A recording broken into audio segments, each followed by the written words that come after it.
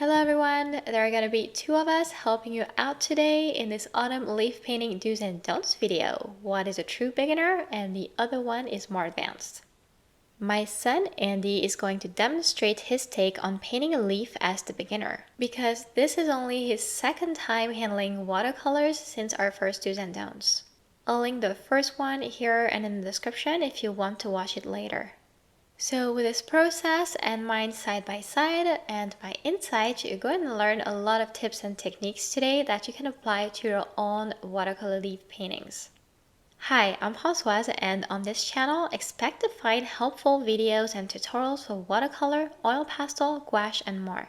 A disclaimer before we start is that there is no right or wrong way to paint. It depends on style and preferences, and Andy did actually awesome, especially for our first take on watercolors. Now with watercolor painting for beginners, it's nice to be able to lean on some knowledge to make some progress and feel more comfortable with painting. That's why I started this Do's and Don'ts series. You can see Andy painting on the left side of the screen, and I'm going to be on the right side. Andy, please take it away with our first don't. Don't rush into the painting. You can see Andy starting to mix brown and painting the stem of the leaf, and while that's okay, as some artists might start with the stem, I'd recommend to first mix all colors, especially if you're a beginner, and try and imagine what steps you want to paint your leaf in. This is something that I started doing when I got serious about watercolor. I used to write things down.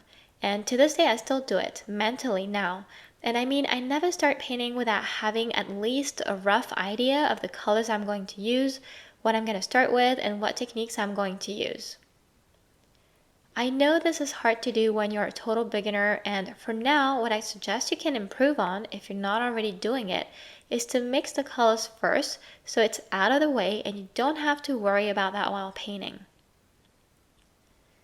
I'm seeing Andy is mixing the colors now, and in the meantime the stem has completely dried. And you might know with watercolor the blending colors and parts together is important, and paints dry fast once they're on paper, so make sure to keep that in mind before you start applying anything on your sheet. Don't outline the edges of the main subject. So this one is going to depend on your style. Some might like to do this, and that's fine. Now if you would like to paint a leaf that looks a bit more natural or more realistic like mine, and that applies to anything else you want to paint really, I would take this subject as a whole instead of outlining it, and I would think in terms of layers. This means here I take the leaf as a whole by painting the whole leaf.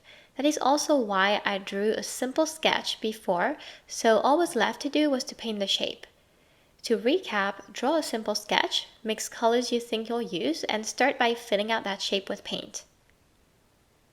Notice in my version how I emphasize the orange edges with a much darker color like brown. I do it from this initial layer of orange I put down so it remains very natural. Don't be inconsistent with the consistency of the paints. That was a mouthful. Let me explain what we mean by that. When you want to paint with watercolors, for a painting that looks natural and even realistic like mine, the general approach is to start with light and watery washes of paint. You will hear it a lot. And gradually increase the amount of pigment in the paint to build up the layers, vibrancy, shadows, etc. This is because if you start with a thick mix like Andy did when he outlined the leaf, first of all, it's going to be tough to remove it if you decide to change it up for whatever reason. And here it's very obvious, it's not going to blend well if it's too thick. See, Andy is painting the shape of the leaf now with the same color, except it is way lighter now. It's full of water. So you end up with these strong edges always showing because they can't blend well, and chances are they're even dry or almost dry already. Andy is adding pigment to the watery wash, and yet this line he painted before still shows underneath. It will be hard to get rid of it now. Don't wait for too long to mix different colors together. This is a classic one that I know is a bit difficult for beginners at first to get nice and even blends of paint because it comes down to controlling the water and the paint, how much to put, how fast it dries, etc. And I know it sounds confusing and overwhelming, but don't despair, you will get better with practice. We've all been there, I certainly have, and because it's the hardest thing with watercolor for beginners, That's why my first do's and don'ts are all about that, the water control issue and how to master it. So go watch them later if you want. I'll link the playlist up here and in the description of the video. I'll also link a popular Skillshare class of mine trailer up here and the link in the description, as there I walk you through water control exercises and mastering smooth and vibrant backgrounds with a fun galaxy painting project. To get back to Andy, you see he's adding a different color to the orange mix, which is very smart as it creates interesting color variations in the leaf. The thing is, you see there are what we call blooms or cauliflowers forming now he's drying it.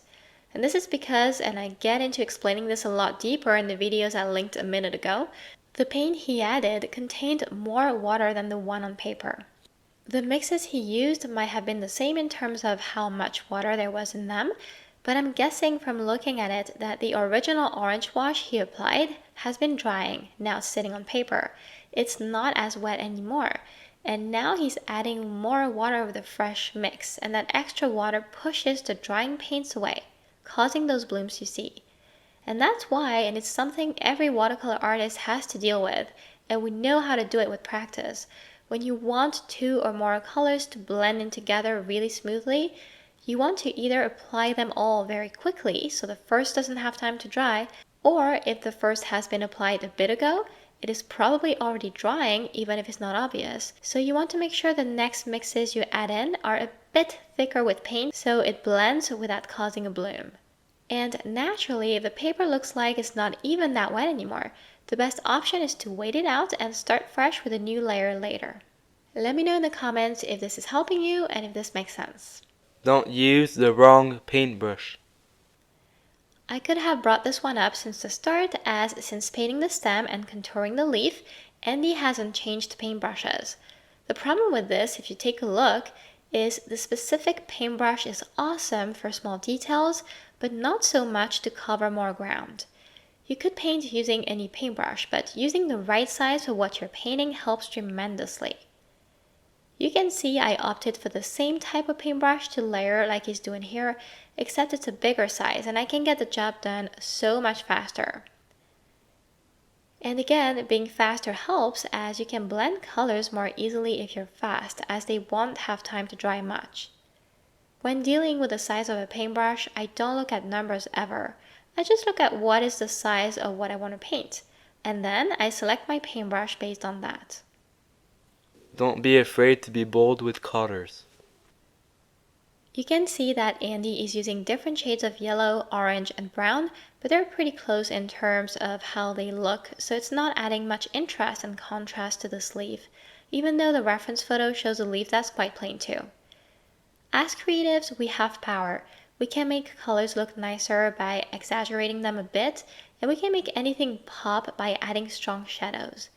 This is the way I paint, and I always make sure to have a variety of colors in one painting, to layer them on top of each other to create depth, and I also create texture to bring that subject I'm painting to life. To see how I'm doing this in more detail, please visit my other watercolor videos on here, as well as my tutorials on Instagram and Skillshare classes, as there I break down the steps for this realistic style more. The other problem I see from Andy's painting with using colors that are similar is little details don't show up. You see he has shaped the leaf and added dots for texture, but they end up getting covered up completely. In the way that I layer, because some of those textural details I add are darker than the rest or a different color, they still show up and add to the painting. Another thing is, as he paints the veins of the leaf with a dark brown color, those stems become very apparent as they contrast a whole lot with the rest, which is pretty light in comparison. Again, the way things look depend on style and preference. However, if you wanted something that looks a bit more realistic, then it's important to keep a certain balance between colors. In a painting, you want to aim at having a few light tones, dark ones, but also some in between. And that's why it's so interesting to start light and gradually increase the amount of pigment, then add details like I did. That way you know where you're going and you can adjust as needed. What I do is start light, add those shadows and details towards the end, and I didn't do it here, but in most paintings, I also add highlights with white gouache or gel pen. This Skillshare class will help you with getting this variety, so I'll link the trailer up here and direct link in description. I hope you enjoyed this autumn leaf painting do's and don'ts. If so, please like, share, and comment so we can reach more people out there and help them out with their watercolor skills. And if you're not yet subscribed, please do so and turn on notifications so you get notified each time I upload. Thank you for watching and see you next time.